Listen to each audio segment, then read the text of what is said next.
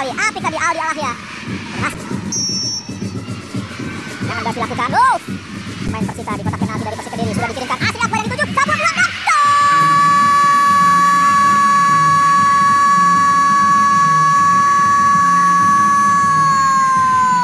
1-2. Menjadi semakin menarik pertandingan ini. Sebab Persita Tangerang berhasil mengecilkan. Ayu Oto biasakan bola ke kanan. Ada pergerakan dari Sanjaya. Sanjaya mencari ruang. Kirimkan bola ke kotak penalti. Di kartu kuning Aldi Alahya juga seorang pemain Persik Kediri. Kita perlu lebih cermat melihatnya.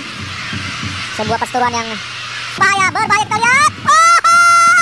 Hampir saja Silvi. Hampir saja Persita Tangerang. Egi. Tak terpuji pada satu pun rekannya. Sekali tidak offside. Berbahaya. Belum berhasil. Hampir saja. Beruntung kita saksikan ada Rio Ramandika di sana. Masih imbang kedudukan. Kita saksikan tendangan bebas sudah dilayangkan.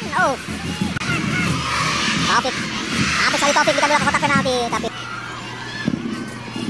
ya tendangan bebas langsung dari lapangan. Harus lebih jeli. Rahala Benta bersiap-siap dia. Lagi-lagi kita lihat shot on target dilakukan. Pakaikan pertahanan, kita lihat. Itu yang berbahaya hampir saja tadi. Itu yang berbahaya sekarang.